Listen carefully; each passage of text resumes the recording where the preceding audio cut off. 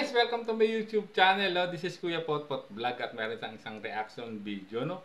Ito ay patungkol kay Krista. No? Kung alam naman natin na napakaganda ngayon ng kinakalabasan po ng vlog po nila ni Kalinga Pingoy. No? Napakaganda ng kanilang tambalan, ng kanilang tandem. No? At talagang marami rin po ang kinikilig, no, guys. At syempre, bago tayo magsimula, ay mag-shoutout po muna tayo. No? May galap shoutout po sa ama ng Kalingap na si Kuya Bal Santos Matubang.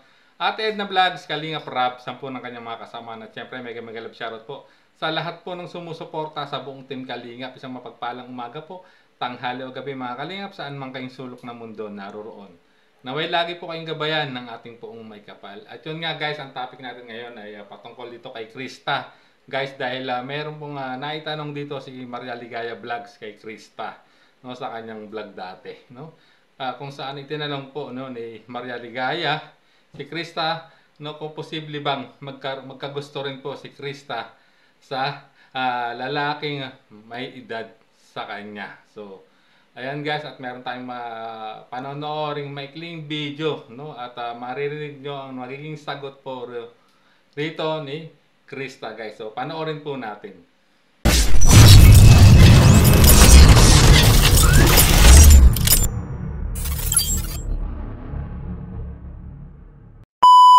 Pero alam mo ba, Krista, may na-vlog ako na 19 years old nagkagusto sa 35 years old.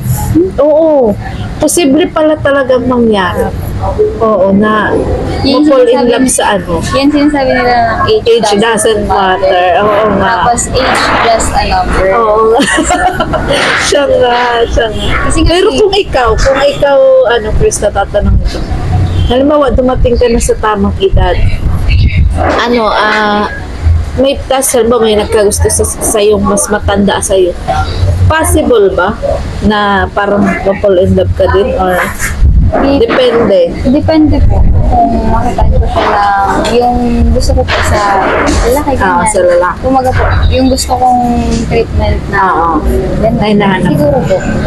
Kasi mahirap din mo salita ng tapos, di ba? Opo, mahirap. Oo.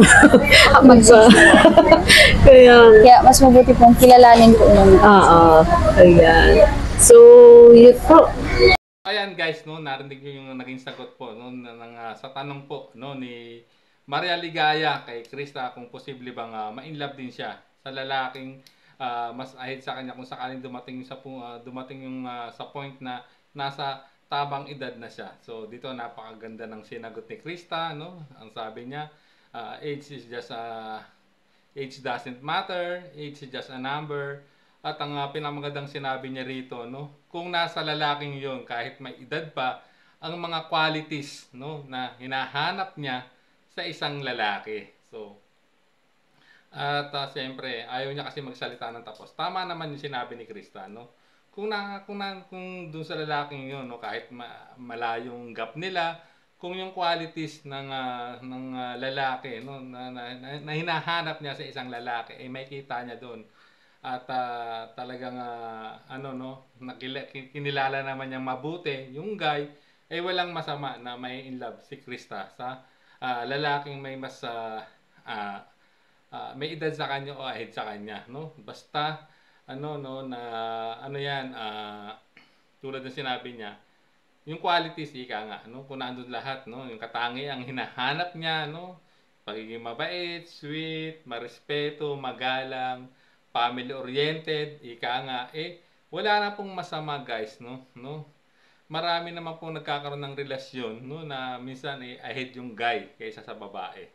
No, wala na pong masama, basta nagmamahalan silang dalawa, may no, God-centered yung kanilang relasyon, at marespeto at family-oriented yung guy, no? Kung yun yung mga tipong characters, no, na hinahanap ng isang girl o ni Krista sa isang guy, wala pong masama, no, kung ma-fall in love o magmahal si Krista ng isang lalaking may edad sa kanya, no? Kasi ayaw naman niya magsalita ng tapos, baka sabihin niya ayaw niya pero mamaya ahit pala, no, may edad din pa yung magugustuhan niya. Kaya at ang sinasabi nga niya rito, no, basta yung qualities, no, na hinahanap niya sa isang guy, walang, di ba, walang problema. Guys, walang problema, no? So guys, wala pong problema yun. So ayun nga, at napakaganda ng naging sagot dito ni Krista guys. So ayan, hanggang dito na lang po ang ating reaction video. Maraming salamat po. At syempre patuloy natin supportahan ang tandem po ni Kalingap Migoy at ni Krista, no, sa mga sa channel po ni Kalingap guys. So maraming salamat, hanggang sa muli po nating reaction. There's a vlogger named Kuya Papa, spreading good vibes, giving all he's got. With the camera in his hand, he hits the road, capture moments, sharing stories untold. Kuya Papa, he's the one we adore, bringing smiles, he's got so much more. In this crazy world, he is a ray of light, spreading love and laughter, day and night.